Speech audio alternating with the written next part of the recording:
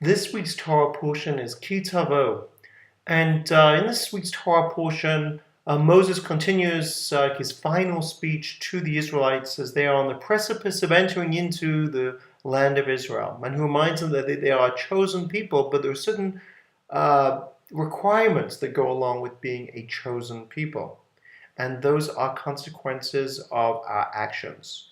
And much of this Torah portion devotes itself to the blessings and curses that the Israelites will receive if they follow or they don't follow the right path.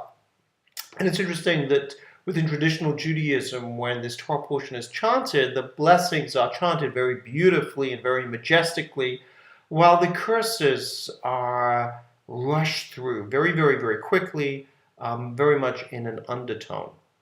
And this idea of blessings and curses isn't necessarily material blessings, but they may be things like self-confidence or happiness or inner peace within oneself. Or on the other hand, a curse isn't necessarily something that we would easily be able to identify as something horrible that happens to somebody, but it could be somebody who feels very lonely inside or feels like they don't have self-confidence or they're very, very insecure, just feeling of unhappiness.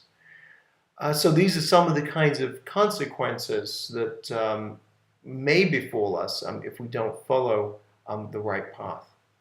And it's interesting that even the name of this Torah portion, Ki Tavo, Moses states, when you come into the land which the Lord your God is giving to you. It doesn't say to me, to us, but to you. Moses acknowledges the consequence of his early action, which will prevent him from entering into the land of Israel. And he accepts God's will. And this idea of accepting consequence is a behavior that we model on Moses and is seen throughout our tradition and certainly even today. If you think about it, at the worst of times, when we at a funeral or when we are remembering the death of somebody close to us, what do? We say the Kaddish.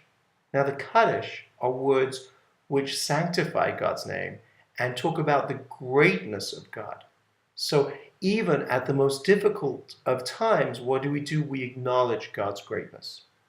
And it's no coincidence that this Torah portion, happening all the way at the very, very end of the whole of the Torah, happens to occur just about a week before our High Holy Days start. And of course, the whole theme of the High Holy Days is taking account of our lives.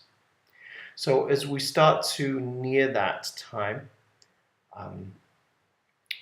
I would hope that all of us think about the consequences of our actions and try, each of us, to do better for the next year.